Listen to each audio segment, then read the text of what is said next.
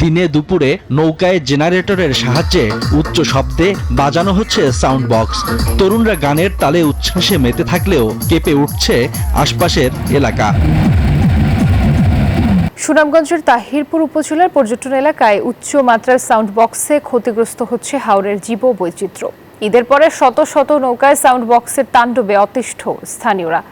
নৌসংশ্লিষ্টরা বলছেন, প্রশাসনের নীরবতায় দিনে রাতে উচ্চ শব্দে ঝুঁকিতে পড়ছে পর্যটন শিল্প।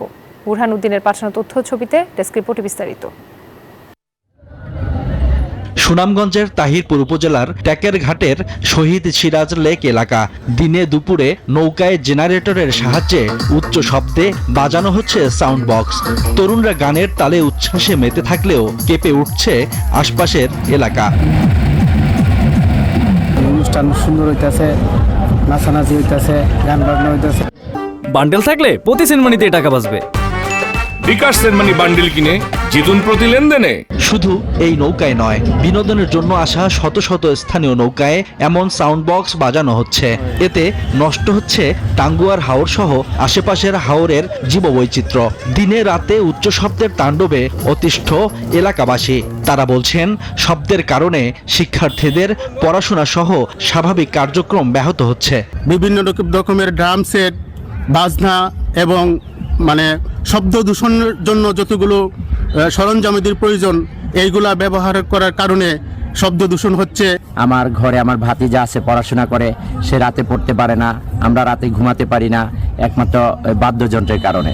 আমরা একটা জিনিস বারবার তাদেরকে মানা করার পরেও তারা কোনো বন্ধ করছে না, বরং বাড়ি তারা এসব বাদ্যযন্ত্র খুব বিকট আওয়াজে বাজাচ্ছে। অনেক ফ্যামিলিতে একজন লোক মারা গেছে, তারা কান্নাকাটি করতেছে, কিন্তু তারা কিন্তু আনন্দ ফুর্তি করতেছে। এজন্য প্রশাসনের নীরবতাকেই দুষছেন স্থানীয় নৌ সংগঠনের দায়িত্বশীলরা। প্রত্যেকটা বোর্ডের মধ্যে 4-5টা করে স্পিকার থাকে, কিন্তু এটা তো আমার দায়িত্ব না, এটা আইন প্রশাসনের দায়িত্ব। তো আইন প্রশাসন যে সময় স্পিকার বাজে, এই সময় আইন প্রশাসনের লোক আসে নাই।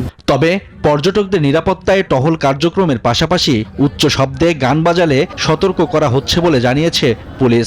ট্যাকেরঘাট পুলিশ ফাঁড়ির পক্ষ থেকে আমরা সবসময় এখানে টহল রাখি।